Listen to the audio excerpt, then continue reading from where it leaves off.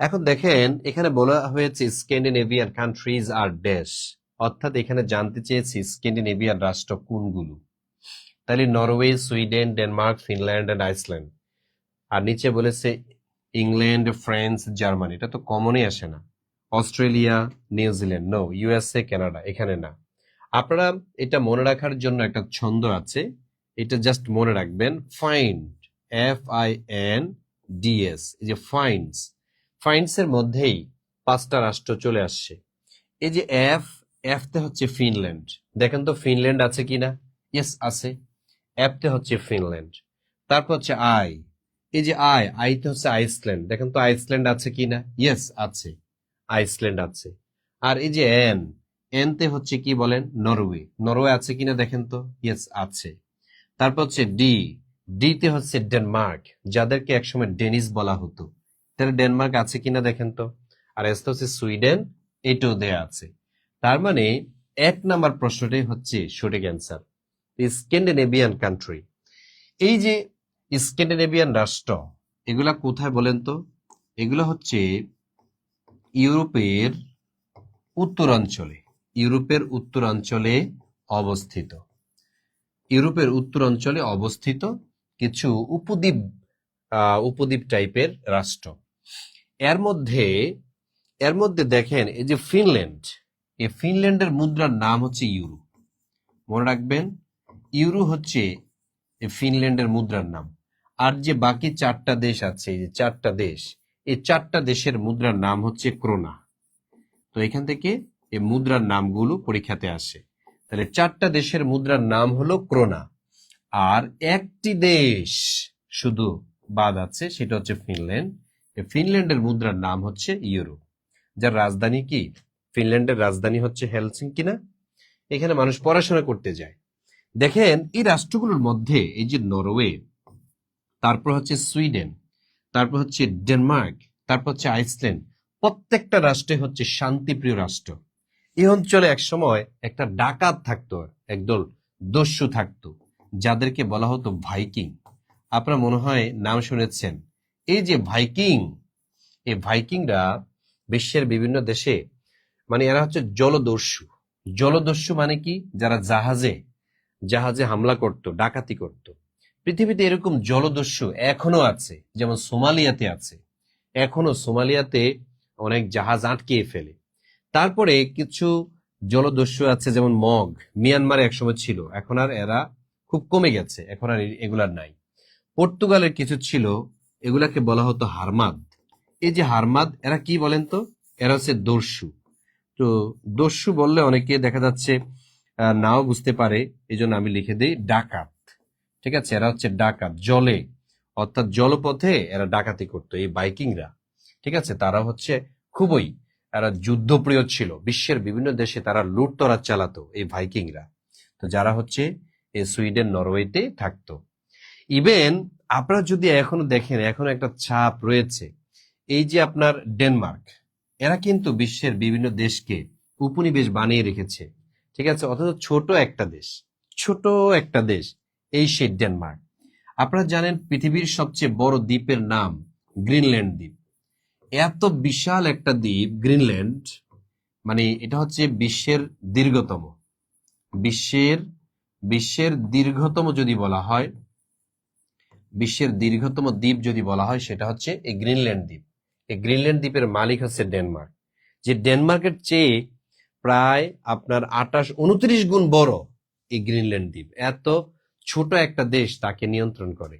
Even এই যে বর্তমান প্রেসিডেন্ট ডোনাল্ড ট্রাম্প, তিনি এই দ্বীপটা কিনতে চেয়েছিলেন। ডেনমার্কের ডেনিসরা যে হুঙ্কার দিয়েছে এবং কি উপাধি দিয়েছে অলরেডি, যে তুমি হচ্ছে পাগলা ট্রাম্প, বা সারা পৃথিবীতে হয়ে গেছে ডোনাল্ড ট্রাম্প হচ্ছে পাগলা।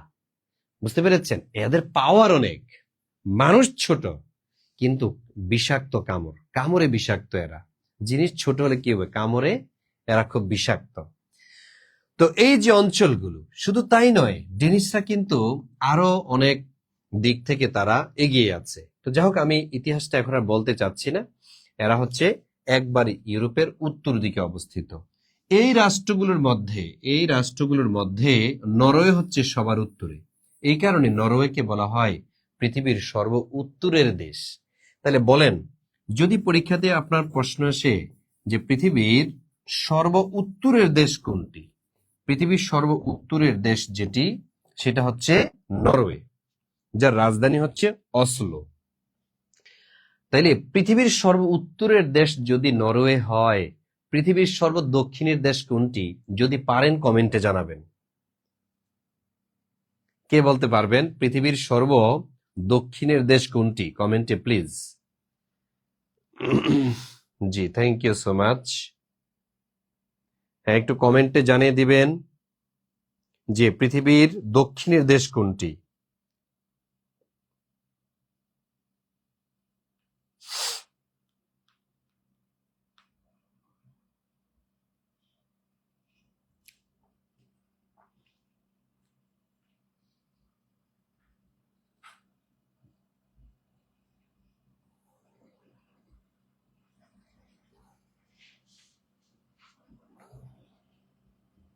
বলতে পারবেন? Thank you so much. না, অনেকেই পারছেন না, অনেকেই পারছেন না। মনে রাখতে হবে পৃথিবীর সর্বদক্ষিণের যে দেশ, পৃথিবীর সর্বদক্ষিণের যে দেশ সেটার নাম হচ্ছে চিলি। হ্যাঁ, চিলি যারা দিয়েছেন তাদেরটা হয়েছে, চিলি যারা দিয়েছেন। তাহলে পৃথিবীর সর্বদক্ষিণের দেশ যদি বলা হয়, একবারে পৃথিবীর দক্ষিণের দেশ, পৃথিবীর সর্ব দক্ষিণের দেশ যদি বলা হয় তখন সেটা হবে কি? চিলি। এই চিলির সাথে আমাদের ঢাকার একটা মিল আছে, ঠিক আছে? ওই যে বলা হয় যে ঢাকার প্রতিপাদ্য স্থান কোথায়, তাহলে চিলির নিকট প্রশান্ত মহাসাগরে। অর্থাৎ আমাদের এই ঢাকার বরাবর যে রাষ্ট্রটা রয়েছে সেটা দক্ষিণ আমেরিকার দেশ চিলি, তা প্রশান্ত মহাসাগরের একটা অংশ পড়েছে। আমাদের বরাবর নিচে যেটা, সেটার নাম হচ্ছে কি? চিলি। এটা দক্ষিণ আমেরিকার একটা দেশ। তাহলে উত্তর আমেরিকার পৃথিবীর উত্তরের যে দেশ সেটার নাম হচ্ছে নরওয়ে, আর পৃথিবীর সর্বদক্ষিণের যে দেশ এটার নাম হলো চিলি। আর যদি মহাদেশ বলা হতো, পৃথিবীর সর্বদক্ষিণের মহাদেশ, তখন দক্ষিণ এটা কি বলা হতো? ওই যে অ্যান্টার্কটিকা মহাদেশ বলা হতো, ঠিক আছে? কিন্তু অ্যান্টার্কটিকাতে তো কোনো দেশ নাই, এই জন্য চিলিটা পড়েছে একবার দক্ষিণ দিকে, দক্ষিণ পশ্চিম দিকে বাংলাদেশ থেকে।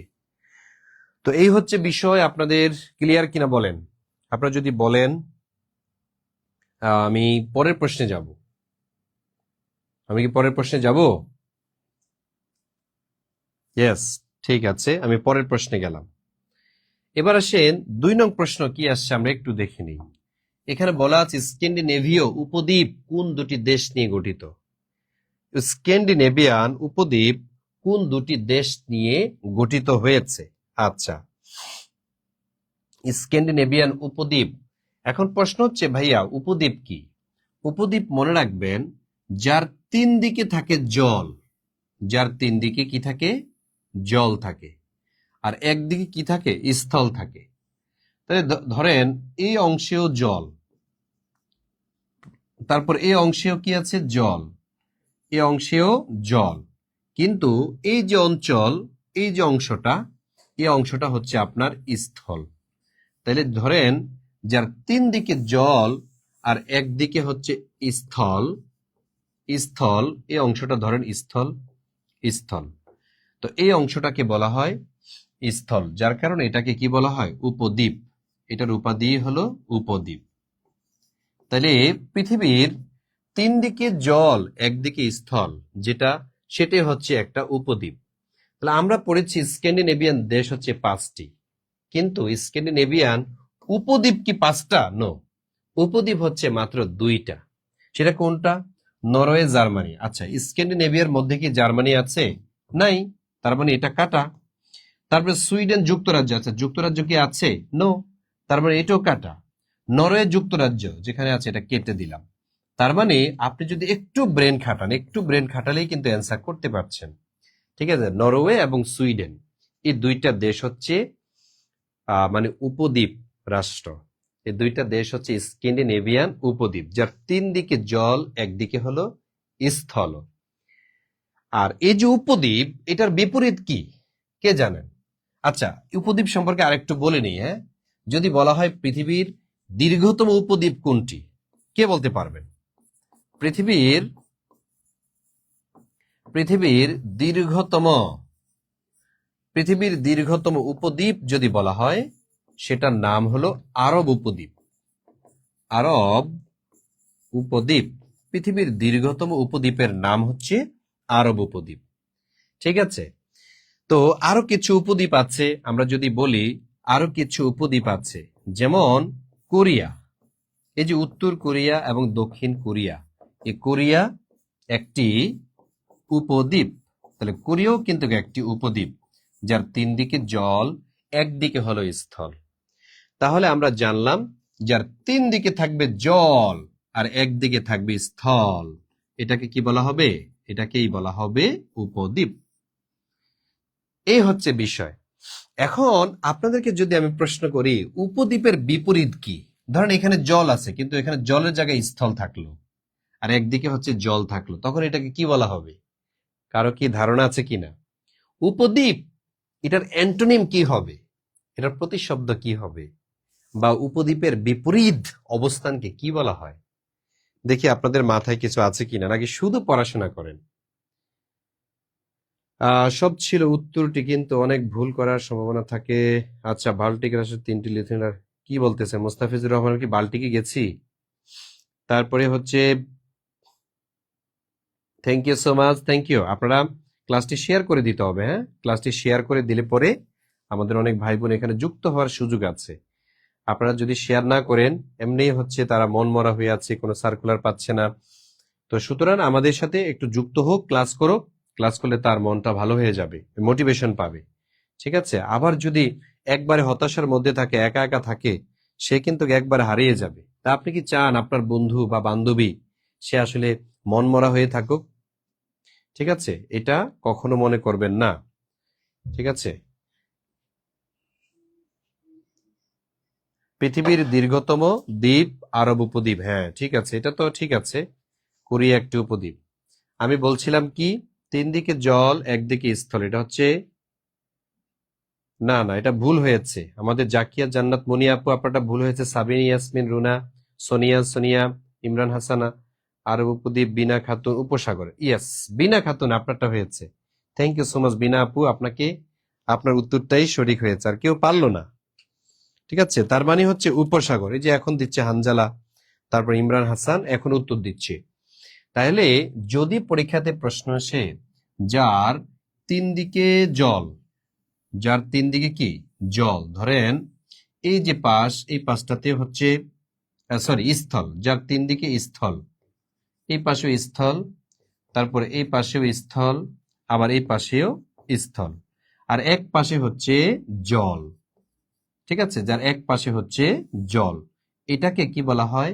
এটাকে বলা হয় উপসাগর। ঠিক আছে, উপসাগর, আবার ইংরেজিতে এটাকে বলা হয় গালফ। ঠিক আছে, গালফ।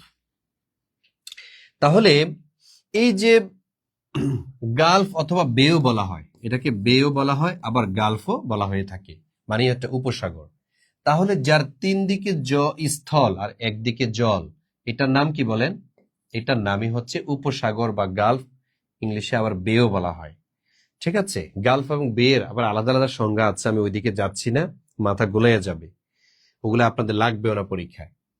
তাহলে উপসাগর, এই যে আমরা বললাম, এখন যদি বলা হয় পৃথিবীর দীর্ঘতম উপসাগর কোনটি, পৃথিবীর দীর্ঘতম উপসাগর যেটি, এটি হচ্ছে মেক্সিকো উপসাগর। এটার নাম হচ্ছে মেক্সিকো উপসাগর। আর অপশনের মধ্যে গালফ হিসাবে যদি বলা হয়, সেটা হচ্ছে মেক্সিকো উপসাগর। আর বে হিসাবে বললে কোনটা হবে? আমাদের বঙ্গোপসাগর। তাহলে বে হিসেবে বলা হলে এটা হবে বঙ্গোপসাগর, আর গালফ হিসেবে বলা হলে এটা হবে মেক্সিকো উপসাগর। আশা করি যে আপনারা বুঝতে পেরেছেন। তারপরে যদি না বুঝেন কমেন্টে জানান, আমি বলে দিচ্ছি।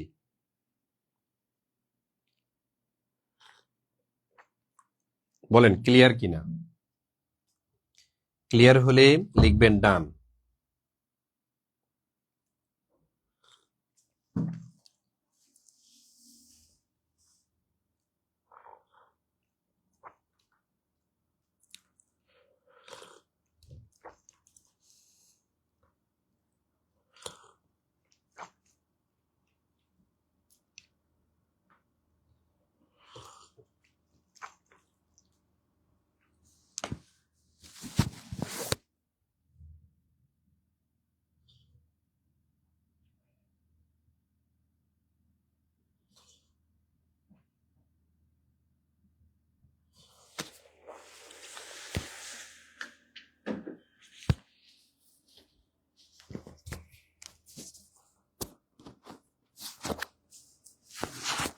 তাহলে ক্লিয়ার, তাই তো?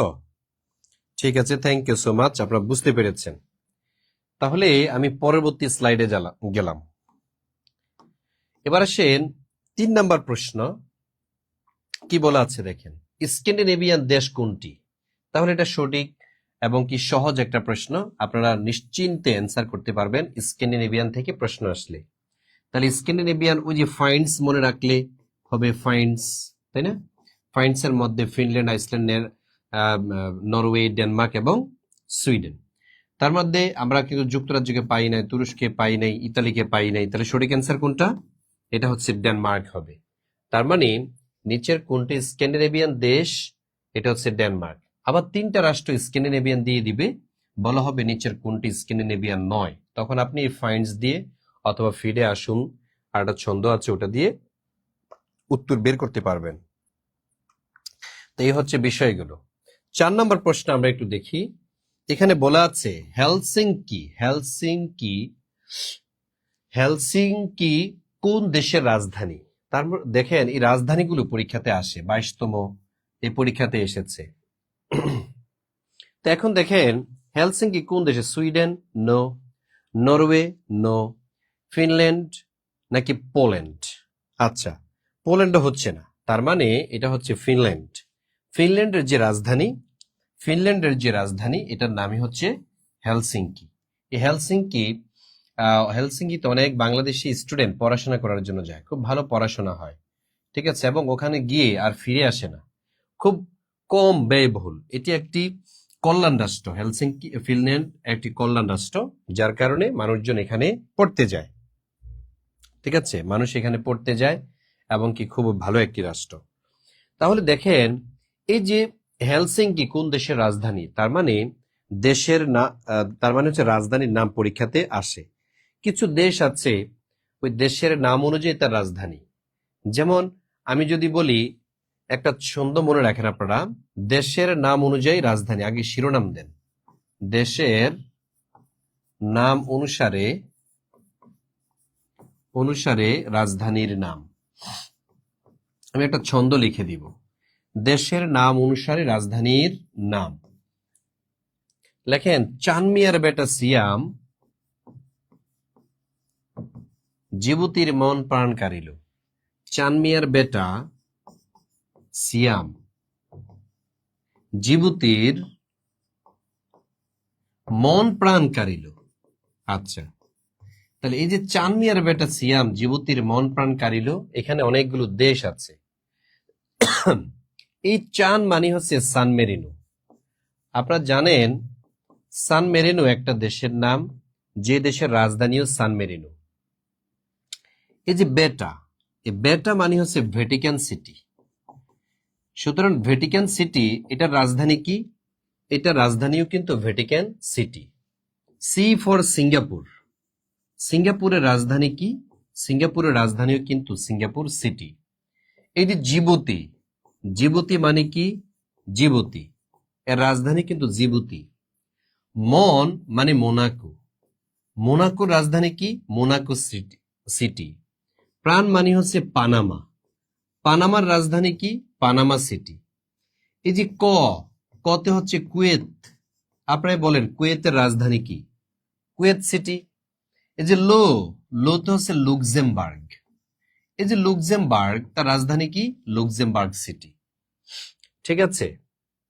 আবার মিতে আপনি মেক্সিকো দিতে পারেন, মেক্সিকো মানে হচ্ছে মেক্সিকো সিটি। তাহলে দেখেন চান মিয়ার বেটা সিয়াম, যুবতীর মন প্রাণ কারিল। এখানে চান মানে সান মেরিনো, এই সান মেরিনো তার রাজধানীও কিন্তু সান মেরিনো। এই যে মিতে হচ্ছে মেক্সিকো, মেক্সিকো এর রাজধানী হচ্ছে মেক্সিকো সিটি। বেটা মানে ভ্যাটিকান সিটি, যার রাজধানী ভ্যাটিকান সিটি। সিতে হচ্ছে সিঙ্গাপুর, যার রাজধানী হলো সিঙ্গাপুর সিটি। জিতে হচ্ছে জিবুতি, রাজধানী হচ্ছে জিবুতি। মন মানে মোনাকো, রাজধানীও মোনাকো। প্রাণ মানে পানামা, রাজধানীও পানামা সিটি। কতে হচ্ছে কুয়েত, লতে হচ্ছে লুক্সেমবার্গ। কুয়েতের রাজধানী কুয়েত সিটি, লুক্সেমবার্গের রাজধানী লুক্সেমবার্গ সিটি। তার মানে আপনি বুঝতে পারছেন, একটা ছন্দের মাধ্যমে পৃথিবীর সকল দেশের রাজধানী পারলেন আপনি, সকল দেশের রাজধানী। কোন সকল দেশ? যাদের নাম অনুযায়ী তাদের রাজধানীর নাম। তাহলে আমরা জানলাম পৃথিবীর কিছু দেশ আছে যাদের নাম অনুযায়ী রাজধানীগুলো। প্লিজ এটা একটু উঠায় নেন অথবা স্ক্রিনশট দেন, এগুলো আমার বানানো।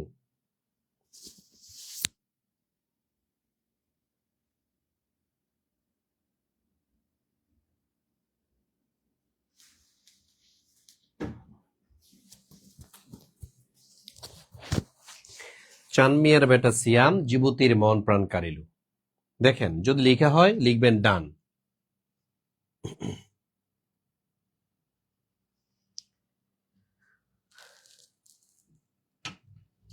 জি, অনেক দারুণ, আরো দারুণ। আমি আসলে টেকনিকগুলো আমাদের পেইড বেসে যারা আছেন তাদেরকে আমি দিয়েছি কিছু কিছু। আমি যত কটা ক্লাস, যে কটা ক্লাস নিয়েছি সেখানে কিছু টেকনিক দিয়েছি।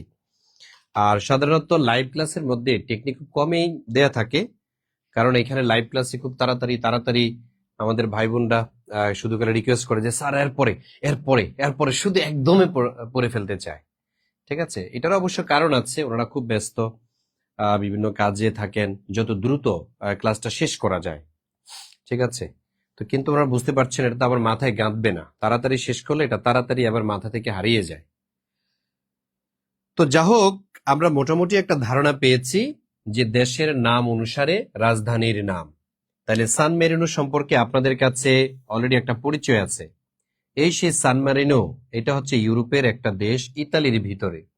এই দেশের জনগণ সকল দেশের নাগরিক। ইভেন সান মেরিনোকে বলা হয় পৃথিবীর প্রাচীনতম দেশ। পৃথিবীর যে প্রাচীন দেশ এটা কোনটা? সান মেরিনো। কিন্তু ইন্ডিয়া এটা মানতে নারাজ। ইন্ডিয়া বলছে পৃথিবীর প্রাচীন দেশ হচ্ছে আমাদের ইন্ডিয়া বা ভারত। তারপর হচ্ছে মেক্সিকো, আমেরিকার দেশ ভ্যাটিকান সিটি, এটা ইউরোপের দেশ, সিঙ্গাপুর আমাদের দক্ষিণ পূর্ব এশিয়ার দেশ। এভাবে রাষ্ট্রগুলো আমি আর বাড়াতে চাই না। তাহলে এভাবে আপনাদেরকে মনে রাখাটা সহজ হবে। ডান, তাই তো? তাহলে আমি আপনাদেরকে একটু ঘোষণা দিয়ে রাখছি, সেটা হচ্ছে আমাদের এখানে নিবন্ধনের 19তম নিবন্ধনের নতুন ব্যাচ চালু হয়েছে। আপনারা যারা অলরেডি ভর্তি হয়ে গেছেন তাদেরকে ওয়েলকাম জানাচ্ছি, থ্যাংক ইউ জানাচ্ছি। আর যারা ভর্তি হন নাই 19তম নিবন্ধনের, নিজে নিজেই চেষ্টা করছেন কিন্তু 2 বছরের কোনো সার্কুলার পাচ্ছেন না। আচ্ছা বলেন ভাই, আসলে নিজে নিজে কি সার্কুলার নাই মোটিভেশন ধরে রাখা যায়? যায় না।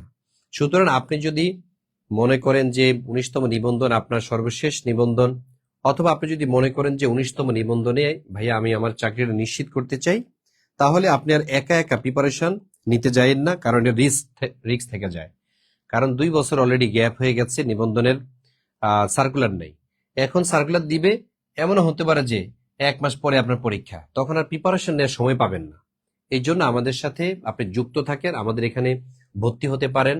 আমাদের এখানে আপনি যদি ভর্তি হন, আমাদের এখানে ভর্তি হলে আপনি এখানে বই দিয়ে দিব, আমরা 4টা বই দিব ফ্রিতে। আমাদের এখানে ভর্তি যদি হন লাইভ চলাকালীন সময়, অর্থাৎ এখন যদি কেউ ভর্তি হয় তাহলে তাকে মাত্র 1499 টাকা মাত্র পে করতে হবে। আর যদি লাইভ কেটে যায় তখন তাকে দিতে হবে 3000 টাকা। সিদ্ধান্ত আপনার। তো 1499 টাকার মধ্যে আপনাকে কি দেয়া হবে? 4টি বই দেয়া হবে, তারপরে সাজেশন দেয়া হবে। ঠিক আছে, এগুলোর জন্য আলাদা টাকা দিতে হবে না। আর এখানে 100+ এক্সাম হবে, 100+ পরীক্ষা নিব, এটার জন্য কোনো পে করতে হবে না। ঠিক আছে, আর 1499 টাকা যেটার জন্য ভর্তি হবে সেখানে কি আছে? 100+ ক্লাস। আপনার 100+ ক্লাস হবে। এখানে যে কটা সাবজেক্টের উপরে হবে, যেমন ইংলিশ, তারপর হচ্ছে বাংলা, তারপর হচ্ছে জিকে, তারপর হলো ম্যাথ। ঠিক আছে, আবার ডেইলি সায়েন্স, এই 5টা সাবজেক্টের উপরে আপনার কি হবে? আপনার ক্লাসগুলো আমরা নিব। তো আশা করি যে আপনারা আমাদের কোর্সে যুক্ত হবেন। ঠিক আছে, আমাদের কোর্সে আপনি যদি যুক্ত হতে চান তাইলে কোন নাম্বারে যোগাযোগ করে আপনি যুক্ত হবেন? আমাদের এখানে নাম্বার দেয়া আছে, এই যে নাম্বারটি দেয়া আছে এই নাম্বারে হচ্ছে আপনারা কি করবেন? বিকাশ করবেন অথবা নগদ থেকে সেন্ড মানি করবেন 01767265758। এই নাম্বারে সেন্ড মানি করলে আমরা আপনাকে একটা সিক্রেট গ্রুপে অ্যাড করে দিব।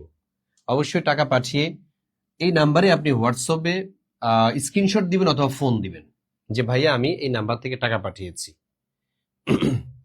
আসেন, 5 নম্বর প্রশ্নের উত্তর আপনারা দেন।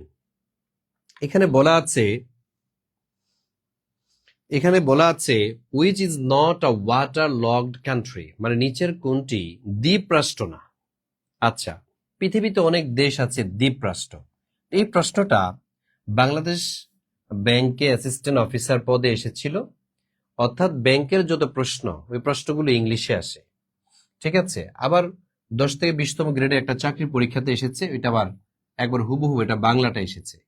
তার মানে এই প্রশ্নটা 10 থেকে 20তম গ্রেডেও এসেছে, আবার এনটিআরসি এর পরীক্ষাতেও এটা আসতে পারে। তো এই জন্য আপনাদেরকে গুরুত্ব যেগুলো দেয়া হয় এই গুরুত্ব দিয়ে পড়বেন। Which is not a water logged country, water logged country বা নিচের কোনটি দ্বীপ রাষ্ট্র না। দ্বীপ বলতে কি বোঝায়? মনে রাখতে হবে যার চারদিকে কি থাকে, জল থাকে। এদিকেও জল, এই পাশটাতেও, এই পাশেও জল, এই পাশেও জল, আবার এখানেও কি জল, আর মধ্যখানে হচ্ছে কি স্থল। এই যে স্থল, এটাকে মূলত বলা হয় দ্বীপ। আর ইংলিশে কি বলা হয়? আইল্যান্ড। অনেকে বলে ইজল্যান্ড, নো ইজল্যান্ড না, এটা হচ্ছে আইল্যান্ড। এই যে দ্বীপ, এই যে আমরা জানলাম দ্বীপ, এর মধ্যে পৃথিবীর দীর্ঘতম দ্বীপ যেটি, এটার নাম কি? এটার নাম হচ্ছে গ্রিনল্যান্ড দ্বীপ, ঠিক আছে, গ্রিনল্যান্ড দ্বীপ।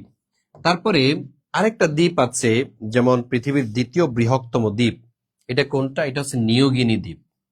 হ্যাঁ, নিউগিনি, এটা হচ্ছে ওশেনিয়া মহাদেশে অবস্থিত। তারপরে পৃথিবীর তৃতীয় বৃহত্তম যে দ্বীপ, এটার নাম হচ্ছে বর্নিও দ্বীপ। আর চতুর্থ বৃহত্তম দ্বীপ যেটা ভারত মহাসাগরের মাদাগাস্কার, মনে রাখবেন এটার নাম হচ্ছে মাদাগাস্কার। এই যে মাদাগাস্কার দ্বীপ। তাহলে দেখেন পৃথিবীর দীর্ঘতম দ্বীপ, তাহলে পৃথিবীর দীর্ঘতম দ্বীপ, আর এটা হচ্ছে দ্বিতীয় বৃহত্তম দ্বীপ, আর এটা হচ্ছে তৃতীয় বৃহত্তম দ্বীপ, আর এটা হলো চতুর্থ বৃহত্তম দ্বীপ। এটা পৃথিবীর মধ্যে এই দীর্ঘতম দ্বীপগুলো আমরা আপনাকে একটা তালিকা দিয়েছি। তাহলে দ্বীপ মানে কি? যার চার পাশ দিয়ে কি থাকবে? জল থাকবে, আর মধ্যখানে থাকবে কি স্থল। যার চারপাশে থাকবে হচ্ছে জল জল জল জল, মধ্যখানে থাকবে কি শুধু স্থল। এটাকে মূলত বলা হয় দ্বীপ। এখন এই যে অস্ট্রেলিয়া, এর চারপাশ দিয়ে কিন্তু কি আছে? জল আছে। তার মানে এটা হচ্ছে না শ্রীলঙ্কা। শ্রীলঙ্কা হচ্ছে ভারত মহাসাগরের দ্বিতীয় বৃহত্তম একটা দ্বীপ। এটা হচ্ছে নরওয়ে নাকি মালদ্বীপস? আচ্ছা, তাহলে এখানে আসলে সঠিক অ্যান্সার এটা কোনটা? কোনটা আসলে দ্বীপ রাষ্ট্র না? কোনটা আসলে দ্বীপ রাষ্ট্র না? তাহলে মালদ্বীপ, এটাও তো কিন্তু দ্বীপ রাষ্ট্র, তাই না? মালদ্বীপের চারপাশ দিয়ে জল। শ্রীলঙ্কা, ভারত মহাসাগরের দ্বিতীয় বৃহত্তম দ্বীপ বলা হয় কাকে? নরওয়ে, শ্রীলঙ্কাকে। আর ভারত মহাসাগরের সবচেয়ে বড় দ্বীপ যেটি, সেটা হচ্ছে মাদাগাস্কার। মনে রাখবেন এই সেই মাদাগাস্কার দ্বীপ, এটা হচ্ছে ভারত মহাসাগরের দীর্ঘতম দ্বীপ। ভারত মহাসাগরের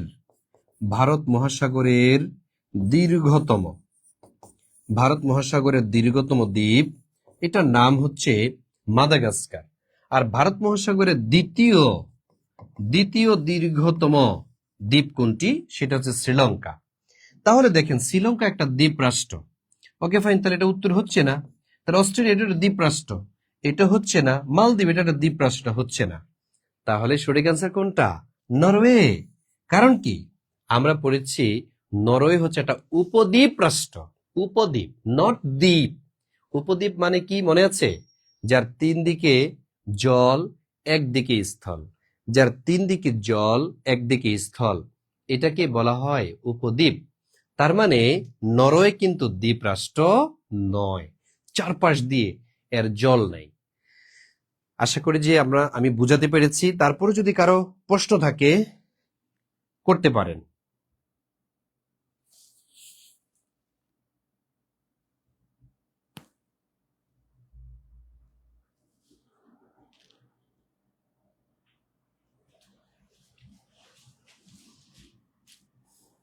আমার ক্লাসটি যারা এখনো শেয়ার করেননি, এরকম ঐতিহাসিক ক্লাস যারা শেয়ার করেননি, তারা একটু শেয়ার করে নেবেন।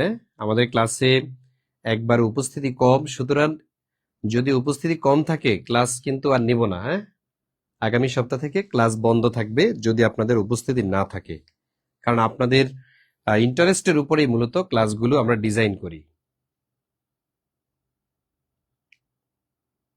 জি আলহামদুলিল্লাহ, মর্জিনা আপু এখন মাত্র জয়েন করলেন।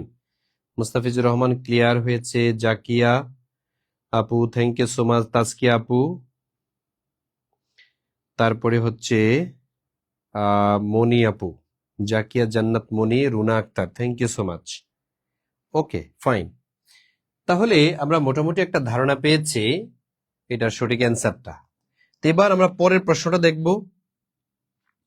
পরের 6 নম্বর প্রশ্ন, এখানে কি বলা আছে? মিনস্ক নিচের কোন দেশের রাজধানী? তাহলে বলেন, মিনস্ক কোন দেশের রাজধানী? তাজিকিস্তান, আজারবাইজান, পর্তুগাল নাকি বেলারুশ?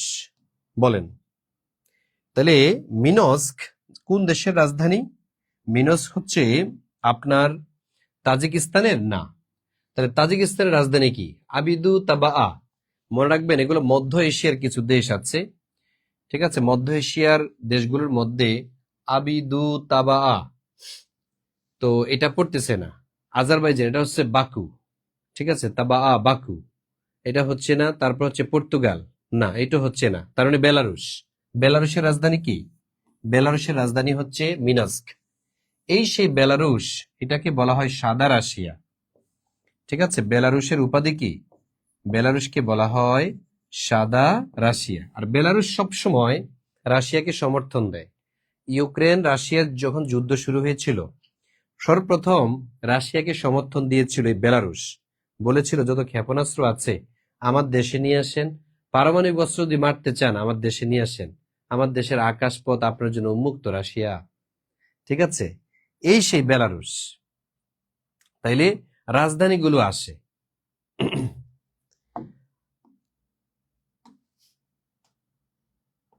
তারপরে দেখেন পরের প্রশ্ন, এখানে বলা আছে রাশিয়ার সীমান্তবর্তী দেশ নয় কোনটি? রাশিয়ার সীমান্তবর্তী দেশ নয়। বেলারুশ অবশ্যই সীমান্তবর্তী রাষ্ট্র, চীন অবশ্যই সীমান্তবর্তী রাষ্ট্র, রোমানিয়া নো, রোমানিয়া কিন্তু রাশিয়ার পাশে না, ফিনল্যান্ড ইয়েস, ফিনল্যান্ড কি রাশিয়ার পাশে। তার মানে এখানে সঠিক অ্যান্সার দাঁড়ালো কোনটা? সঠিক অ্যান্সার দাঁড়ালো হচ্ছে রোমানিয়া, যার রাজধানী হচ্ছে বুখারেস্ট। আমরা একটু আগে একবার প্রথমে বলেছিলাম রাশিয়ার সাথে প্রায় 16টি দেশের সীমানা রয়েছে। কয়টা দেশ? 16টি দেশের সাথে সীমানা যুক্ত। তাহলে 16টি দেশের সাথে সীমানা যুক্ত কার? রাশিয়া। এত বিশাল একটি রাষ্ট্র, কিন্তু এই রাশিয়া কিন্তু পতন হয়ে গিয়েছে। রাশিয়া বর্তমানে এটা পুঁজিবাদী, ঠিক আছে? সমাজতন্ত্র ভেঙে গিয়েছে। এই সে রাশিয়া, যে রাশিয়াতে সমাজতন্ত্র প্রতিষ্ঠা হয়েছিল 1922 সালে। 1922 সালে সমাজতন্ত্র প্রতিষ্ঠিত হয়েছিল, তাই না? প্রতিষ্ঠিত হয়েছিল। আর প্রথম সমাজতান্ত্রিক যিনি প্রেসিডেন্ট ছিলেন তার নাম হচ্ছে ভ্লাদিমির ইলিচ লেনিন। এই লেনিন হচ্ছে প্রথম প্রেসিডেন্ট ছিলেন। রাশিয়ার যারা সাবেক রাজা ছিল, ঠিক আছে, সাবেক রাজা, এই রাজাদের কিছু উপাধি ছিল। উপাধি কি ছিল? সেটা হচ্ছে জার।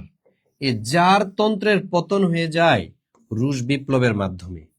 আপনারা জানেন জার তন্ত্র, এটার পতন হয় কখন? এটার পতন হয় 1917 সালে, যখন 10 দিনের মাথায় একটা বিপ্লব হয় যেটার নাম রুশ বিপ্লব। তো রাশিয়া কিন্তু অনেক দিক থেকে এগিয়ে আছে, যেমন বিশ্বে তার অবদান আছে। এই যে পঞ্চবার্ষিকী আমরা বলি, পঞ্চবার্ষিকী নীতি, পঞ্চবার্ষিকী নীতির প্রবর্তককে, পঞ্চবার্ষিকী নীতির প্রবর্তক যদি বলা হয় সেটা হচ্ছে রাশিয়া। রাশিয়ার প্রেসিডেন্ট জোসেফ স্টেলিন পঞ্চবার্ষিকী পরিকল্পনা প্রণয়ন করেছিলেন, পৃথিবীতে প্রথম, অর্থাৎ 5 বৎসর মেয়াদী পরিকল্পনা। এটা হচ্ছে রাশিয়াতেই শুরু হয়েছে। এই রাশিয়া এত বিশাল, কিন্তু সেই রাশিয়া এখন ভেঙে গিয়েছে। রাশিয়া ভেঙে যায় কবে? 1991 সালে। তার মানে রাশিয়ার পতন হয়ে যায় 1991 সালে। রাশিয়া বা সোভিয়েত ইউনিয়ন ভেঙে যায়, রাশিয়া ভেঙে যায়। ভেঙে প্রায় 15টা দেশকে স্বাধীনতা দিয়েছে। এর মধ্যে আপনার ধরেন যে বেলারুশ, রোমানিয়া, তারপর হচ্ছে আজারবাইজান, হ্যাঁ, তারপর কাজাকস্তান, কিরগিজস্তান, তাজিকিস্তান, উজবেকিস্তান, এই রাষ্ট্রগুলো স্বাধীনতা পেয়েছে রাশিয়ার কাছ থেকে। বর্তমানে এগুলো হচ্ছে স্বাধীন রাষ্ট্র। কিন্তু চেচনিয়া, বসনিয়া যদিও তারা স্বাধীনতা দাবি করে, কিন্তু রাশিয়া তাদেরকে স্বীকৃতি দেয়নি, চেচনিয়া, বসনিয়া। কারণ চেচেনদের মধ্যে কিছু বিশ্বাসঘাতক আছে, তারা হচ্ছে রাশিয়াকে সমর্থন করে, তারা স্বাধীনতা চায় না। আবার 60% লোকজন তারা স্বাধীনতা চায়, 40% লোকজন রাশিয়ার সাথে হাত থাকার কারণে চেচেনরা এখনো কি হয় না, স্বাধীন হয় না।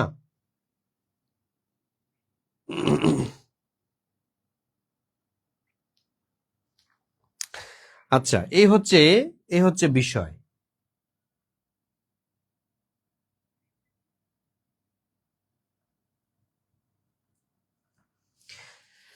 ঠিক আছে, তাহলে আমরা দেখলাম মোটামুটি সাধারণ জ্ঞানের 7 নাম্বার প্রশ্ন। এবার আসেন সাধারণ জ্ঞানের 8 নাম্বার প্রশ্ন, খুব গুরুত্বপূর্ণ। ফ্রান্সের রাজধানীর নাম কি? ফ্রান্সের যে রাজধানী, এটার নাম কি? আপনারা কমেন্টে জানান। মনে রাখবেন, ট্রয় নগরী, যার বর্তমান নাম হচ্ছে তুরস্ক।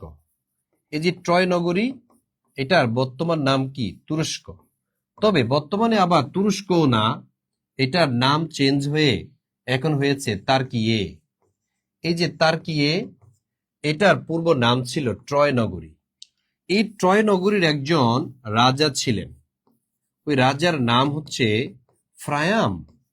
ফ্রায়ামের 2 জন ছেলে ছিলেন, একজনের নাম হচ্ছে হেক্টর, আরেকজনের নাম হচ্ছে প্যারিস। এই যে প্যারিস, উনি হচ্ছেন ফ্রায়ামের ছোট ছেলে, দেখতে অসাধারণ, আপনাদের মতো অনেক সুন্দর ছিল। আর এই প্যারিস থেকেই এই ফ্রান্সের রাজধানী প্যারিসের নাম হয়েছে। তার মানে হচ্ছে রাজা ফ্রায়ামের ছোট ছেলে প্যারিসের নাম অনুযায়ী ফ্রান্সের রাজধানীর নামকরণ করা হয়েছে। এই সেই প্যারিস, প্যারিস শহর, যে প্যারিস শহরে একটা স্মৃতি আছে, যেটা ফ্রান্সের যেটা বিপ্লব হয়েছিল, ফরাসি বিপ্লবের স্মৃতি, সেটা হচ্ছে আইফেল টাওয়ার। আপনারা জানেন, এই সেই আইফেল টাওয়ার, এটার অবস্থান কোথায়? আইফেল টাওয়ার এটা কিন্তু প্যারিসে অবস্থিত। আইফেল টাওয়ার নির্মাণে যুক্তরাষ্ট্র ফ্রান্সকে অর্থায়ন করেছিল কত সালে? এটা হচ্ছে 1789 সালে, যেহেতু বিপ্লব হয়েছে তার 100 বছর পরে 1889 সালে। 1889 সালে এই টাওয়ারটি তৈরি হয়। তাইলে 1889 সালে তৈরি হয়েছিল এই আইফেল টাওয়ারটি। অনেক পর্যটকরা এই আইফেল টাওয়ার দেখতে যায়। আপনাদের মধ্যে কেউ কে আছেন আইফেল টাওয়ার দেখেছেন? কারা কারা আইফেল টাওয়ার দেখেছেন কমেন্টে জানান। হ্যাঁ, হেলেনার বয়ফ্রেন্ড হচ্ছে Paris. Thank you so much. Tazkia এগুলা খুব মনে থাকে। আমি ভাবছিলাম যে এখানে কোনো মেধাবী নাই, এখানে অনেক মেধাবী আছে, তাদের অনেক কিছু মনে থাকে। যেমন তাজকিয়া আপু মনে রেখেছে যে হেলেনার বয়ফ্রেন্ড হচ্ছে প্যারিস। বাহ।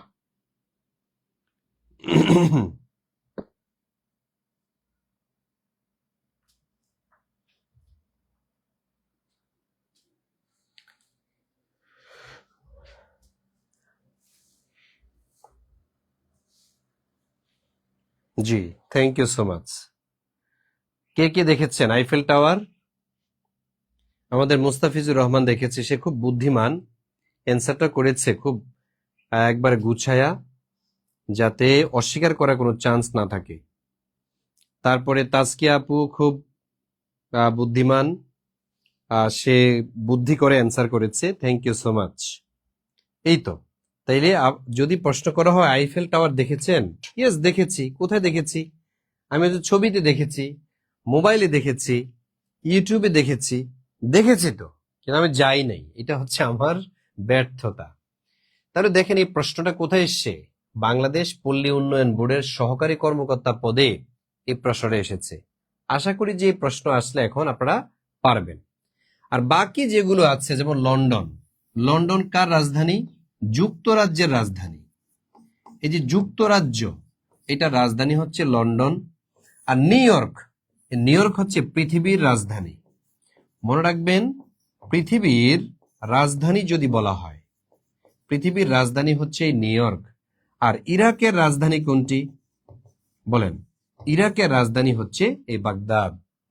ঠিক আছে, একসময় এই বাগদাদ ছিল সমগ্র মধ্যপ্রাচ্যের রাজধানী, আরবদের রাজধানী ছিল, মুসলিম নেতাদের রাজধানী ছিল এই বাগদাদ। এই বাগদাদ শহরের পাশে হযরত আলী রাদিয়াল্লাহু তাআলা আনহু এর কবর আছে। কিন্তু 2001 সালে জর্জ ডব্লিউ বুশ তার সেনাবাহিনীরা এসে এই বাগদাদ শহরের তছনছ করে দেয় এবং কবরটিও তছনছ করে দেয়। বোমবাস্টিং করা হয় হযরত আলী রাদিয়াল্লাহু তাআলা আনহু এর কবরের উপরে।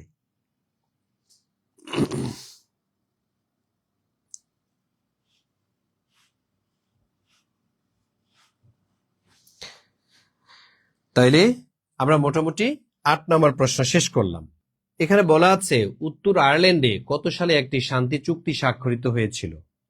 উত্তর আয়ারল্যান্ডে কত সালে একটি শান্তি চুক্তি স্বাক্ষরিত হয়েছিল? 1997, 98, 99 নাকি 2000 সালে? তাহলে ব্রিটেন, উত্তর আয়ারল্যান্ড, মনে রাখবেন এই যে আজকে যুক্তরাজ্য, যুক্তরাজ্য কিন্তু 4টা অঞ্চল নিয়ে গঠিত, যেমন স্কটল্যান্ড, তারপর হচ্ছে উত্তর আয়ারল্যান্ড, হ্যাঁ, ব্রিটেন, এভাবে হচ্ছে 4টা অঞ্চল নিয়ে হচ্ছে গঠিত হয়েছে আজকের যুক্তরাজ্য। তো এই উত্তর আয়ারল্যান্ড একটা চুক্তি করেছিল, একটা শান্তি চুক্তি করেছিল। সেই শান্তি চুক্তিটা কবে? 1998 সালে। ঠিক আছে, 1998 সালে এই চুক্তিটা হয়েছিল। তারপর আসেন 10 নম্বর প্রশ্ন। 10 নম্বর প্রশ্নে আছে ইউরোপের বৃহত্তম নগরী কোনটি? ইউরোপ মহাদেশের মধ্যে অনেকগুলো নগরী আছে, এর মধ্যে সবচেয়ে বড় নগরী কোনটি? এটা পরীক্ষাতে প্রায় আসতে দেখা যায়। মনে রাখবেন, ইউরোপের মধ্যে সবচেয়ে বড় যে শহরটি, অনেকে প্যারিসকে দিয়ে দেয়, কিন্তু উত্তর হচ্ছে ভুল। প্যারিসের চেয়েও সবচেয়ে বড় শহর যেটি, তার নাম হচ্ছে লন্ডন। এটা সবচেয়ে পুরনো শহর। এই সেই লন্ডন, এটাকে আবার বলা হয় ইউরোপের প্রবেশদ্বার। তাহলে যদি পরীক্ষায় প্রশ্ন আসে ইউরোপের প্রবেশদ্বার কোনটি, তাহলে ইউরোপের প্রবেশদ্বার অথবা গেটওয়ে কয়েকটা আছে। গেটওয়ে কয়েকটা আছে, এর মধ্যে একটা হচ্ছে লন্ডন, আরেকটা হচ্ছে রটেরডাম, ঠিক আছে, রটেরডাম, আরেকটা হচ্ছে অস্ট্রিয়ার রাজধানী ভিয়েনা। এগুলাকে ইউরোপের প্রবেশদ্বার বলা হয়, জলপথে এগুলাতে প্রবেশ করা যায়। তাইলে ইউরোপের প্রবেশদ্বার বা গেটওয়ে যদি লন্ডন বা রটেরডাম বা ভিয়েনা হয়ে থাকে, তাহলে এরকম প্রবেশদ্বারগুলো আপনাদের পরীক্ষাতে আসবে। যেমন প্রশান্ত মহাসাগরের প্রবেশদ্বার কোনটি? তাহলে প্রশান্ত মহাসাগরের প্রবেশদ্বার, প্রশান্ত মহাসাগরের প্রবেশদ্বার যদি বলা হয়, তাহলে সেটা কোনটা? সেটা হচ্ছে পানামা খাল। এই পানামা খালকে প্রশান্ত মহাসাগরের প্রবেশদ্বার বলা হয়। যদি বলা হয় বাংলাদেশের প্রবেশদ্বার কোনটি, বিডি মানে বাংলাদেশ, বাংলাদেশের গেটওয়ে বা প্রবেশদ্বার, বাংলাদেশের প্রবেশদ্বার বলা হয় চট্টগ্রামকে, কারণ এই চট্টগ্রাম দিয়েই জাহাজগুলো প্রবেশ করে। আর যদি বলা হয় যে বাংলাদেশের উত্তরাঞ্চলের প্রবেশদ্বার কোনটি, পশ্চিমাঞ্চলের, উত্তর পশ্চিমাঞ্চলের, হ্যাঁ, উত্তর পশ্চিমাঞ্চলের প্রবেশদ্বার কোনটি যদি বলা হয় এরকম, তখন সেটা হবে বগুড়া। ঠিক আছে, উত্তর পশ্চিমাঞ্চলের প্রবেশদ্বার যদি বলা হয়, তখন সেটা হবে বগুড়া। এই প্রবেশদ্বারগুলো আপনাদের শিখে রাখা উচিত, এর বাইরে থেকে খুব কমে আসে।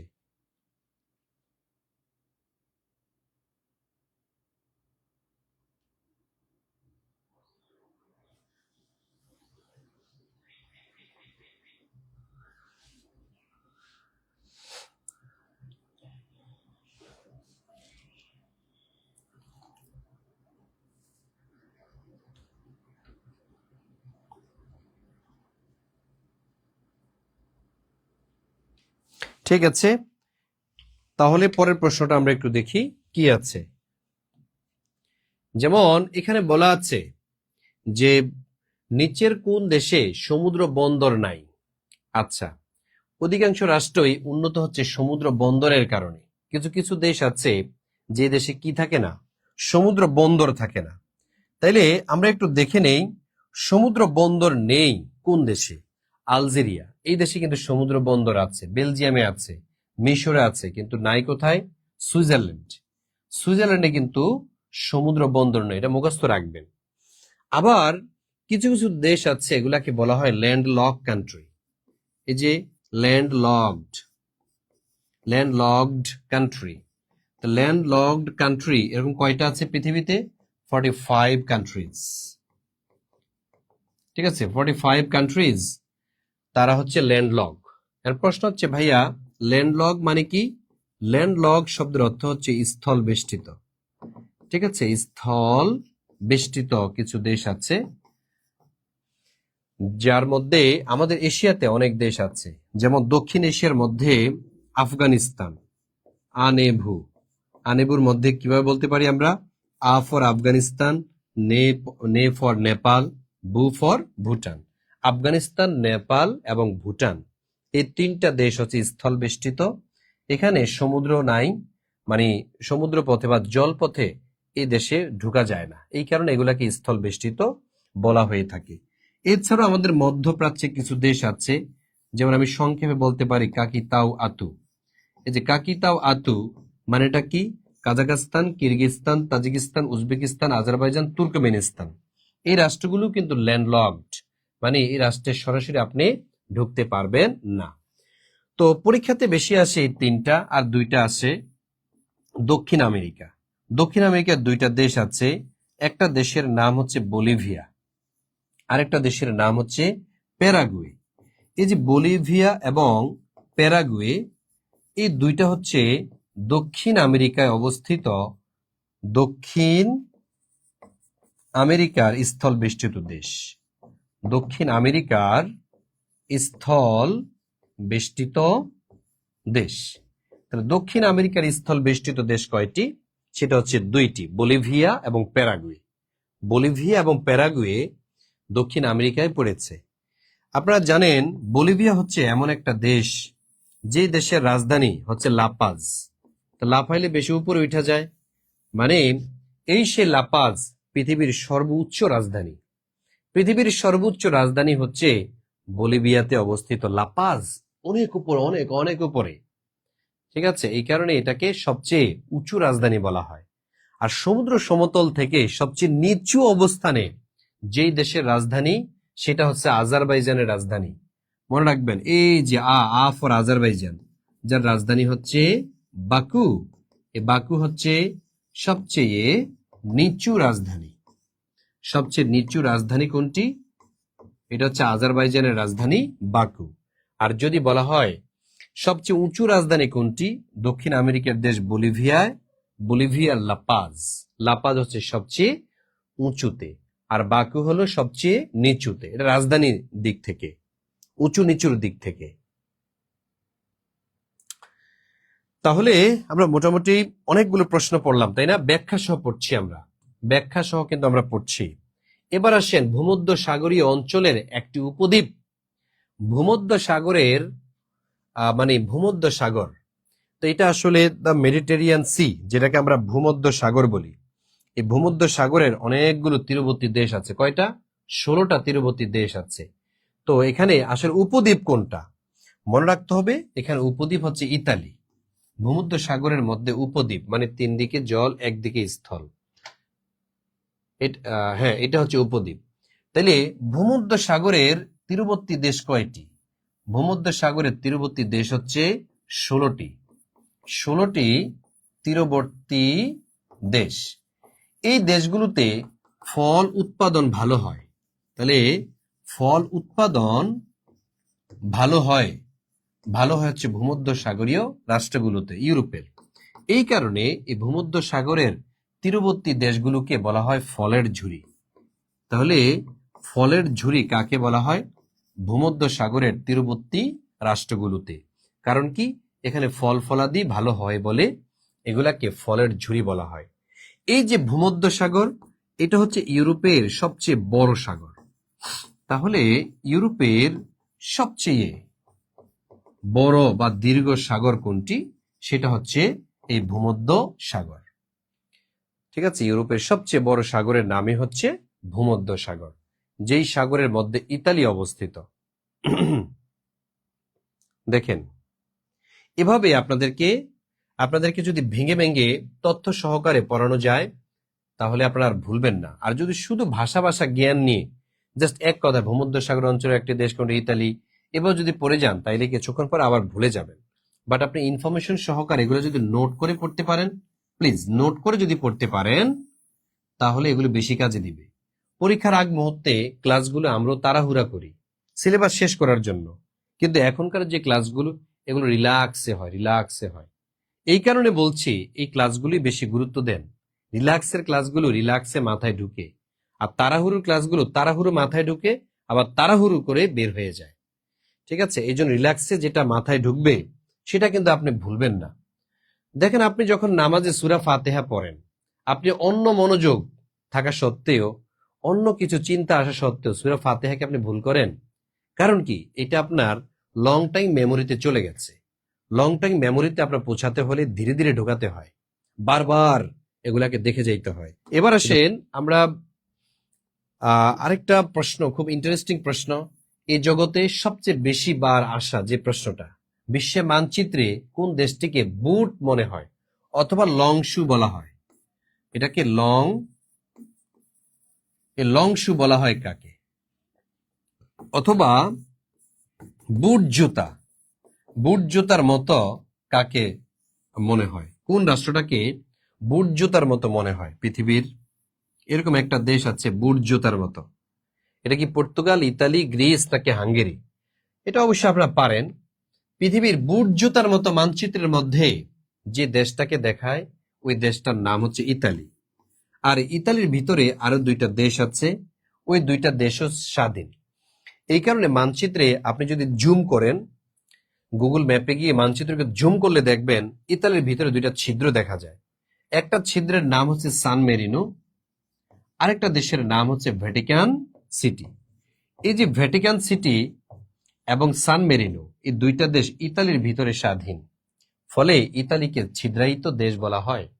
পৃথিবীর আরেকটা দেশ আছে, ওইটাকেও ছিদ্রায়িত দেশ বলা হয়। দেখি অ্যান্সার করেন তো, কোন দেশকে ছিদ্রায়িত বলা হয়? ইতালি বাদে কোন দেশকে ছিদ্রায়িত দেশ বলা হয়?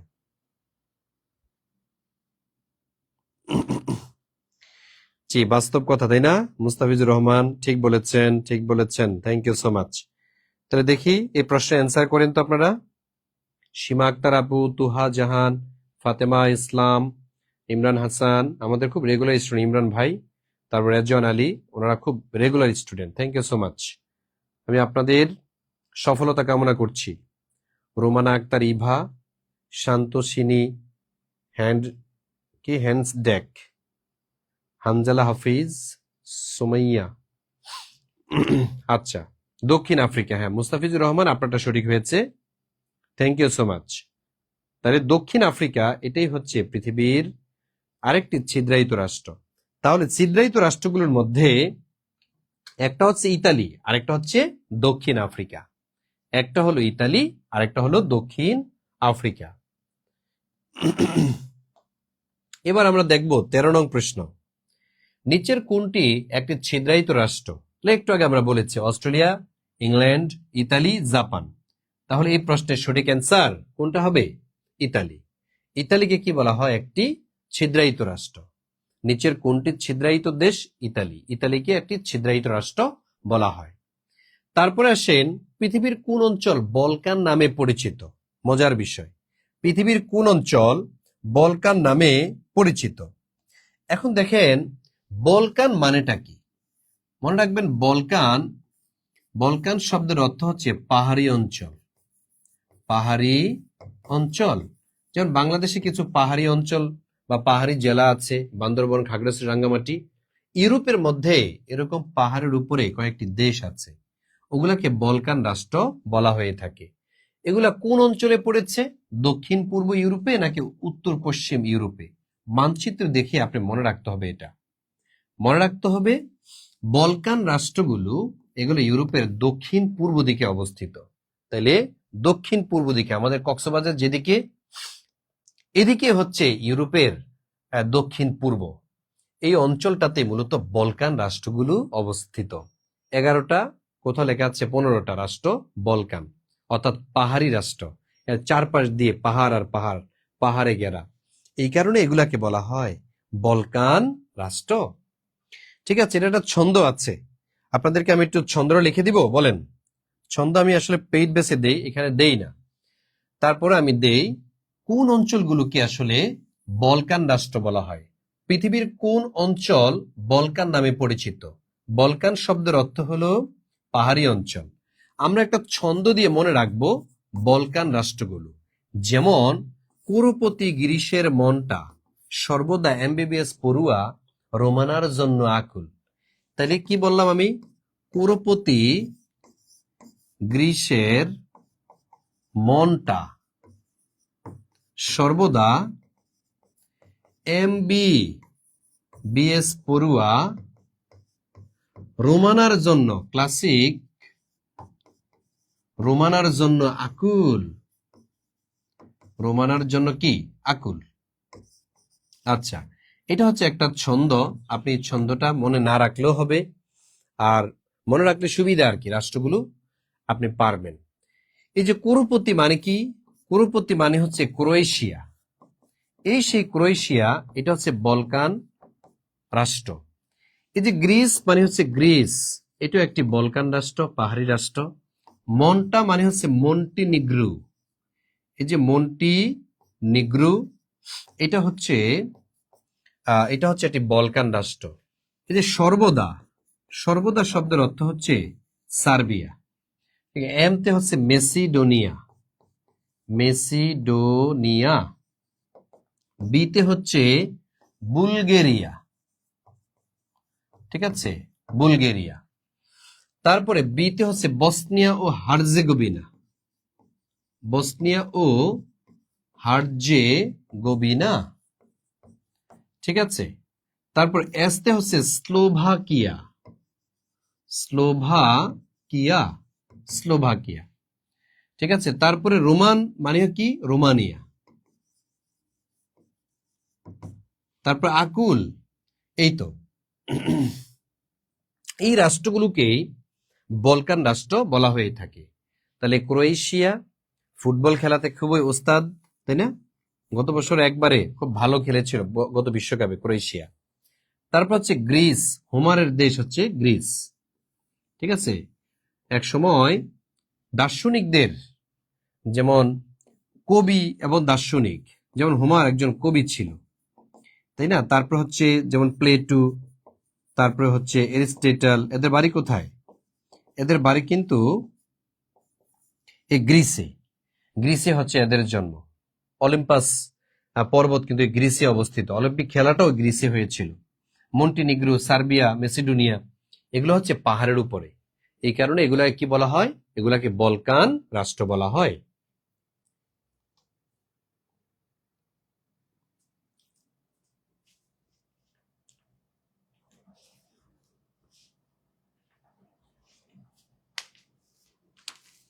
তাহলে কুরুপতি গ্রিসের, ক্রো মানে ক্রোয়েশিয়া, গ্রিস মানে গ্রিস, মন্টা মানে মন্টিনিগ্রো, সর্বদা মানে সার্বিয়া, এমতে মেসিডোনিয়া, বিতে বুলগেরিয়া, আর বিতে হচ্ছে বসনিয়া ও হার্জেগোভিনা, আর এসতে হচ্ছে স্লোভাকিয়া, ঠিক আছে।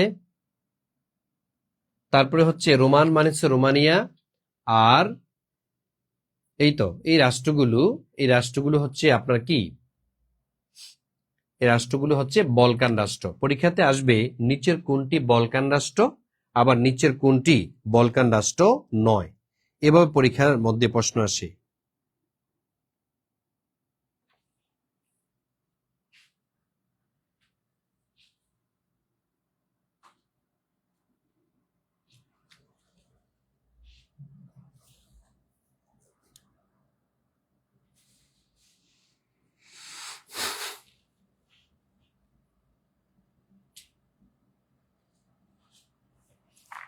আচ্ছা, ঠিক আছে, আমি এটা মুছে দিলাম। এবার আসেন পরের প্রশ্ন। নিচের কোন দেশটি বলকান উপদ্বীপে অবস্থিত না? বলকান, দেখেন এখানে মিলে যাচ্ছে। পর্তুগাল কিন্তু আমরা লিখি নাই, কিন্তু বসনিয়া লিখেছি, ক্রোয়েশিয়া লিখেছি, সার্বিয়া লিখেছি না? ক্রোয়েশিয়া প্রথমেই ছিল, তারপর সার্বিয়া ছিল, তারপরে বসনিয়া হার্জেগোভিনা আমি এটাও লিখেছিলাম। তার মানে এই তিনটা দেশ, আর বাকি থাকলো হচ্ছে পর্তুগাল। পর্তুগাল কিন্তু বলকান রাষ্ট্র নয়। তাহলে যদি পরীক্ষাতে প্রশ্ন আসে নিচের কোন দেশটি বলকান উপদ্বীপে অবস্থিত নয়, তার মানে এর সঠিক অ্যান্সার হবে এই পর্তুগাল। ঠিক আছে। আচ্ছা, আমাদের লাইভ চলাকালীন যে অফারটি, আমি আর কিছুক্ষণ লাইভে আছি, এই লাইভের পরে যারা ভর্তি হবেন তাদের জন্য 3000 টাকা লাগতেছে। আর যারা লাইভ চলাকালীন সময় ভর্তি হবেন তারা প্লিজ এখনই ভর্তি হন, টাকা সেভ করেন। আপনি এটা অন্য কাজে লাগাতে পারবেন। ঠিক আছে, আপনি প্রয়োজনে আমাদেরকে একটা মেসেজ করে রাখেন যে ভাই আমি ভর্তি হতে চাই, তবে আমার এখন একটু আর্থিক সমস্যা আছে, আমি অর্ধেক দিব আর অর্ধেক পরে দিব। ঠিক আছে, কিন্তু বই পাবেন না পরিপূর্ণ টাকা না দিলে। পরিপূর্ণ টাকা না দিলে বই পাওয়া যায় না।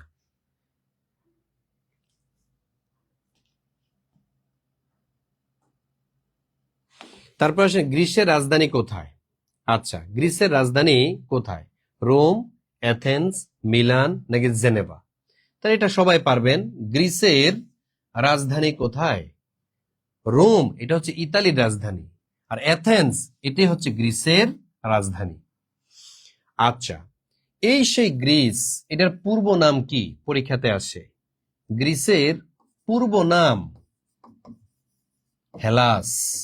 গ্রিসের পূর্ব নাম হলো হেলাস, আর গ্রিসের রাজধানী হলো অ্যাথেন্স। খুব প্রাচীন দেশ। একসময় এই দেশের যে সভ্যতা ছিল এটাকে বলা হতো গ্রিক সভ্যতা। এই সে গ্রিক সভ্যতা পৃথিবীতে অনেক দাপুটে ছিল।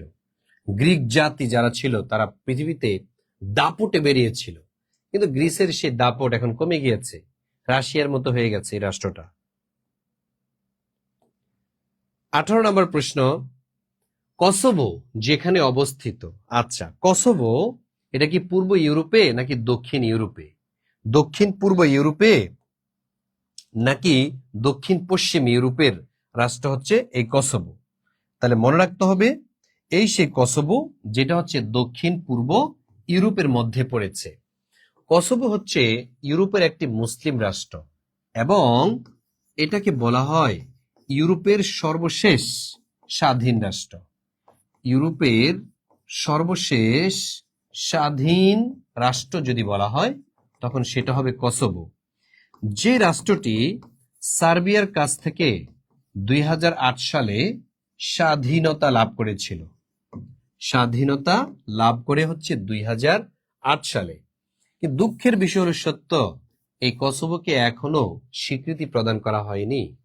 তার মানে কসোভো এটি একটি মুসলিম রাষ্ট্র, এই কারণে হয়তো জাতিসংঘ তাকে স্বীকৃতি দেয়নি। মনে রাখতে হবে, ইউরোপের দুইটা দেশ মুসলিম। ইউরোপের তিনটি, ইউরোপের তিনটি দেশ মুসলিম। কোন তিনটি দেশ? কোন সেই তিনটি দেশ যারা মুসলিম? এক নম্বরে যেটা, সেটা হচ্ছে তুরস্ক, এটা একটা মুসলিম রাষ্ট্র। আরেকটা দেশ আছে, আরেকটা দেশ হচ্ছে কসোভো, তাই না? আরেকটা দেশ হচ্ছে কসোভো, আরেকটা আছে, এটার নাম কি?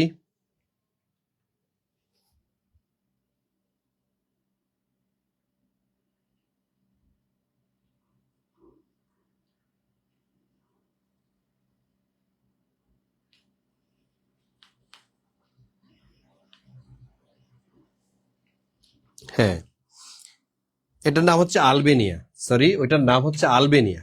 ঠিক আছে, কসোভো আর একটা হচ্ছে আলবেনিয়া। তাহলে এই যে আলবেনিয়া, আর একটা হচ্ছে কসোভো আর তুরস্ক, এই তিনটা রাষ্ট্রই কিন্তু ইউরোপের মধ্যে সংখ্যাগরিষ্ঠ মুসলিম।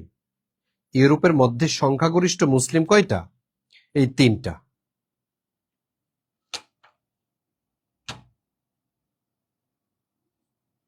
তো এই হচ্ছে বিষয়গুলো। তারপরে আমরা একটু দেখি পরের যে প্রশ্নটি, সেটা হচ্ছে নিম্নলিখিত শহরের কোনটি আলবেনিয়ার রাজধানী?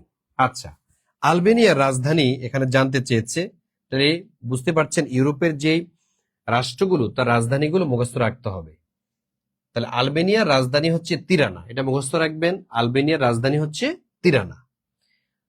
20 নম্বর প্রশ্ন, ককেশাস অঞ্চলটি কোথায় অবস্থিত?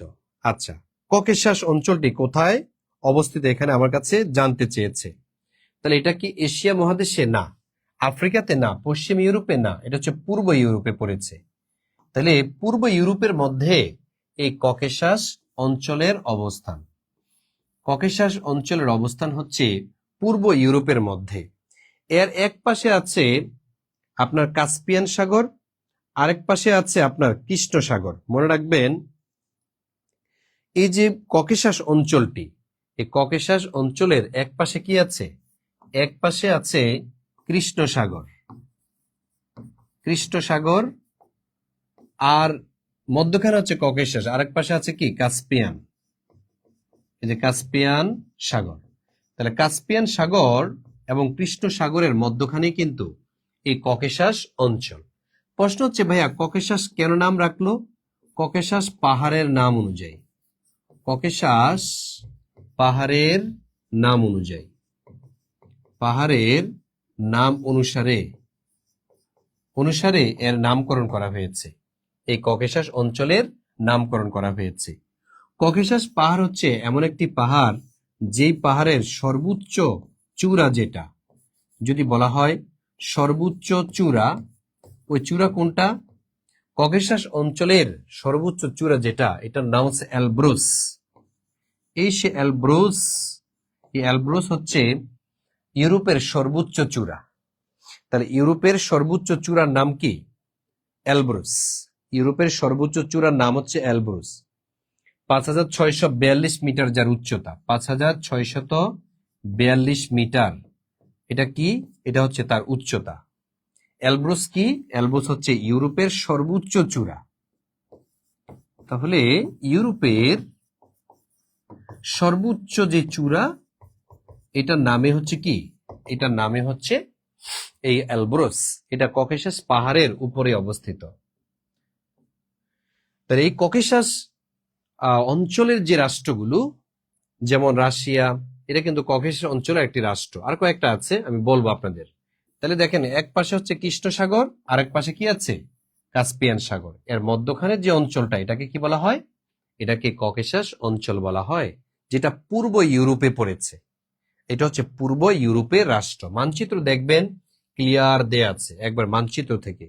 এই প্রশ্নগুলো অঞ্চল ভিত্তিক। পরীক্ষাতে অঞ্চল থেকে একটা প্রশ্ন আসার সম্ভাবনা 100% থাকে। ঠিক আছে, 100%। অর্থাৎ মানচিত্র বেস প্রশ্নগুলো 100% আপনার আসবেই পরীক্ষায়। তারপর যে প্রশ্নটা আছে এখানে বলা আছে, which continent has the highest number of countries? কোন মহাদেশে, কন্টিনেন্টে, কোন মহাদেশে সবচেয়ে বেশি দেশ রয়েছে? এশিয়া, ইউরোপ, নর্থ আমেরিকা নাকি আফ্রিকা? আচ্ছা, আমরা একটু হিসাব করি। যেমন এখানে বলেছে কোন মহাদেশে সবচেয়ে বেশি দেশ রয়েছে, তা আমরা হিসাব করবো স্বাধীন দেশগুলো। যেমন এই যে এশিয়া, এশিয়াতে 44টি স্বাধীন দেশ রয়েছে। কেউ কেউ আবার এটাকে 48টিও বলে, তবে 44টি হচ্ছে অ্যাপ্রোপ্রিয়েট স্বাধীন রাষ্ট্র। আর ইউরোপের মধ্যে স্বাধীন রাষ্ট্র কয়টি? 48টি। ইউরোপের মধ্যে স্বাধীন রাষ্ট্র হলো 48টি। নর্থ আমেরিকা অর্থাৎ উত্তর আমেরিকায় স্বাধীন রাষ্ট্র হচ্ছে 23টি। তাহলে আমরা দেখলাম 23টি। আর আফ্রিকা মহাদেশে স্বাধীন রাষ্ট্র হচ্ছে 54টি। তাহলে আপনারা বুঝতে পারছেন কোন মহাদেশে আসলে স্বাধীন রাষ্ট্রের সংখ্যা সবচেয়ে বেশি। তাহলে বলেন, অ্যান্সার করেন আপনারা, কোনটা হবে? এটা হচ্ছে আফ্রিকা মহাদেশ।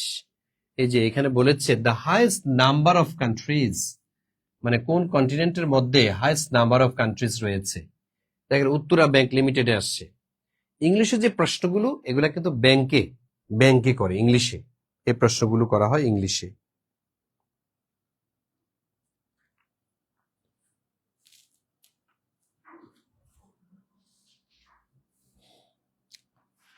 তারপরে আরেকটা প্রশ্ন দেখেন, খুবই প্রাসঙ্গিক একটি প্রশ্ন।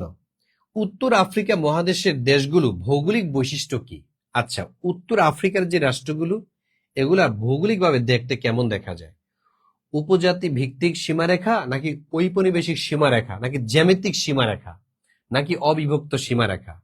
তাহলে মনে রাখবেন, উত্তর আফ্রিকার যে রাষ্ট্রগুলো, এগুলো হচ্ছে জ্যামিতিক সীমারেখার ন্যায় হচ্ছে কি তাদের সীমারেখাগুলো, জ্যামিতিক সীমারেখার মতো। তাহলে উত্তর আফ্রিকার রাষ্ট্রগুলো এটা হচ্ছে ভৌগোলিক ভাবে দেখতে জ্যামিতিক সীমারেখার মতো। এগুলো বিসিএস বা বিভিন্ন পরীক্ষাতে আসে, আপনাদের নিবন্ধন অথবা প্রাইমারির জন্য খুবই ইম্পর্টেন্ট প্রশ্ন। তারপরে দেখেন, আলজেরিয়ার রাজধানী কোনটি? আলজেরিয়া আফ্রিকা মহাদেশের একটি রাষ্ট্র। এটা রাজধানী কি? ত্রিপলি? নো। লিবিয়ার রাজধানী হচ্ছে ত্রিপলি। আলজিয়ার্স? জি। আলজেরিয়ার রাজধানী হচ্ছে আলজিয়ার্স। ঠিক আছে। মরক্কোর রাজধানী হচ্ছে রাবাত। আর খার্তুম কোন দেশের রাজধানী? কমেন্টে জানান। খার্তুম কোন দেশের রাজধানী এটা আপনারা কমেন্টে জানিয়ে দেন।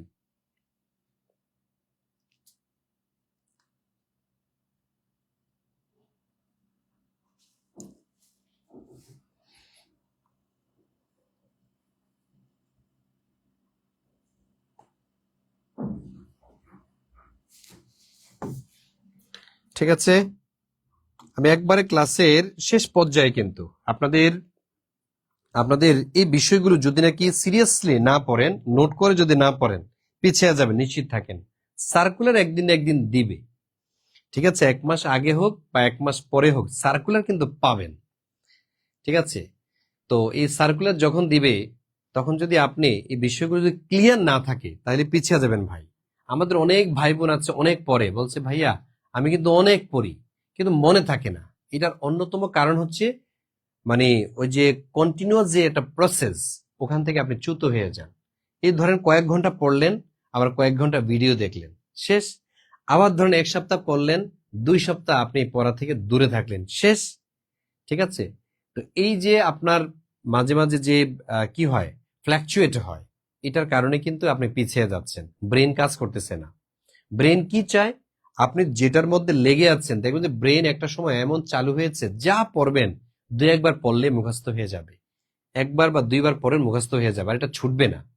ঠিক আছে, এটা একটা প্রচেষ্টা, এই পর্যন্ত আপনাকে কন্টিনিউ করতে হবে। তাহলে এটা আসলে নিজে নিজে হয় না, এটার জন্য সাধনা করতে হয়, পরিশ্রম করতে হয়। আর আমরা আপনাদেরকে এই বিষয়গুলো স্মরণ করিয়ে দিই কেন বারবার? কারণ হচ্ছে আমাদের মানে হিউম্যান বিং যারা, তারা স্বভাবতই হতাশ হয়ে যায়। যদিও আল্লাহ বলেছেন হতাশ হইও না, হতাশ এটা আসলে মমিনের কাজ না। ঠিক আছে, হতাশ হওয়া ঠিক না, কিন্তু এটা ন্যাচারাল, এটা সবার মধ্যে চলে আসে। সুতরাং হতাশা একা একা কখনো কাটানো যায় না। হতাশার জন্য বন্ধু বান্ধবের সাথে মিশতে হয়, সমাজে কাজে যুক্ত হতে হয়। আর আপনাকে এখন বন্ধু বান্ধব বা সামাজিক কাজে যুক্ত হলে চাকরি তার হচ্ছে না। সুতরাং আপনাকে সমাজ হচ্ছে এই সমাজে আসতে হবে, লাইব্রেরিতে যাইতে হবে, অথবা যারা হচ্ছে আমরা আপনাদেরকে তৈরি করি, আমাদের সাথে যোগাযোগ করতে হবে। ঠিক আছে, আমাদের এখানে আপনি যদি ভর্তি হন, রেগুলার প্রতি সপ্তাহে 3 থেকে 4 দিন ক্লাস থাকবে। আপনি যদি সরাসরি ক্লাসগুলো নাও করতে পারেন, রেকর্ড ক্লাস থাকবে, প্রত্যেকটা ক্লাস কিন্তু রেকর্ড থাকবে। ঠিক আছে, আপনি রেকর্ড ক্লাসগুলো করতে পারবেন এখান থেকে। আর আমরা তো আপনাদেরকে একটা অফার দিয়েছি, 3,000 টাকা মাত্র 1499 টাকা। আমি কিছুক্ষণ পরে 3,000 টাকা নিব, কিন্তু এখনো যদি কেউ ভর্তি হয়, মাত্র 1499 টাকা। 1499 টাকা নিচের নাম্বারে পাঠিয়ে আপনি স্ক্রিনশট দিবেন এই নাম্বারেই, অথবা ফোন দিবেন যে আমি টাকা পাঠিয়েছি। তাহলে আপনাকে আমরা একটা সিক্রেট গ্রুপ আপনাকে অ্যাড করে দিবে এখনই। আর সাথে সাথে আপনাকে আমরা নোট করব, নোট রেখে আপনার জন্য 4টা বই আছে, এই 4টা বইয়ের জন্য আলাদা কোনো পে করতে হবে না। যে 4টা বই বাজার থেকে কিনলে আপনি 1200 টাকা লাগবে, আমরা এটাকে আপনার ভর্তির সাথে ফ্রি দিব।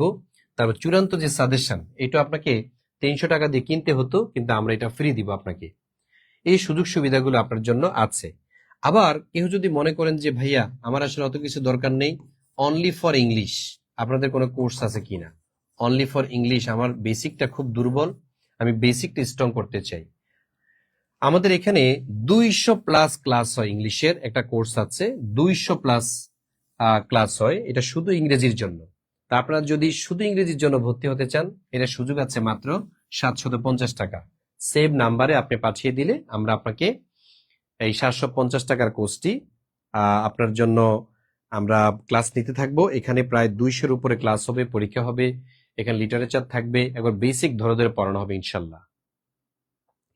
তো এই হচ্ছে আমার মূল কথা। তো যারা এতক্ষণ পর্যন্ত আমার ক্লাসে ছিলেন, সবাইকে স্বাগত জানাচ্ছি, ধন্যবাদ জানাচ্ছি। আর যারা নতুন কিন্তু আমাদের এখানে এখনো ভর্তি নেই, আপনারা চাইলে এখনই ভর্তি হয়ে নিতে পারেন, অথবা আপনারা মেসেজ দিয়ে রাখবেন যে ভাইয়া আমার ভর্তি হওয়ার ইচ্ছা আছে, কিন্তু এই মুহূর্তে আমার বিকাশ বা নগদে ব্যালেন্স এমটি, আমি কিছুক্ষণ পরে আমি দিতে পারবো। ঠিক আছে, আপনি এটা মেসেজ দিয়ে রাখলে আমরা নোট রাখবো, ওই সময়তে আপনি দিয়ে দিলেও 1499 টাকার এই অফারটা পাবেন। ঠিক আছে, অনেক ভাই বোন দেখা যায় 3000 টাকা দিয়ে ভর্তি হয়ে পরে আবার টাকা রিটার্ন চায়। নো, লাইভ চলাকালীন সময় শুধু 3000, এই 1499, লাইভ কেটে গেলে 3000, এটা মাথায় রাখবেন। হ্যাঁ, লাইভ কেটে গেলে কত? 3000, আর লাইভ চলাকালীন মাত্র 1499। আর কেউ যদি সাবজেক্টিভে ভর্তি হতে চান, সাবজেক্টিভে আপনি ইংলিশ হন, রাষ্ট্রবিজ্ঞান হন, অ্যারাবিক হন, অথবা মাদ্রাসার হাদিস হয়, এই সাবজেক্টিভের জন্য মাত্র 1300 টাকা দিতে হবে লাইভ চলাকালীন, আর লাইভ কেটে গেলে 2600 টাকা।